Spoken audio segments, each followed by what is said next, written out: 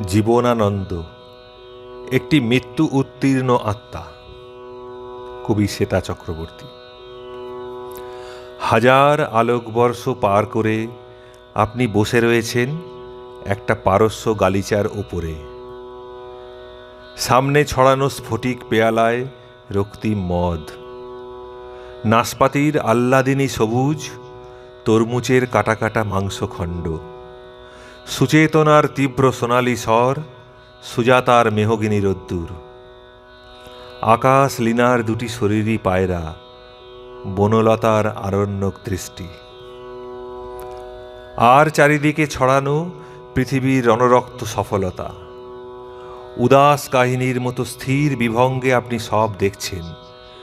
হাত প্রসারিত করতে আপনার ব্যথা করছে, তিমির হনন করতে আপনার কষ্ট হচ্ছে। 108 সবিতার জ্যোতি আপনার কাছে কিচ্ছু নয়।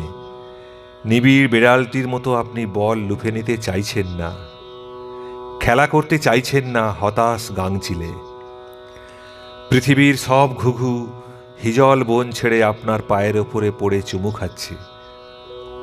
খড় মুখে নিয়ে চলা শালিকটির দুঃখ আপনি জানেন, আপনারও জোড়া নেই।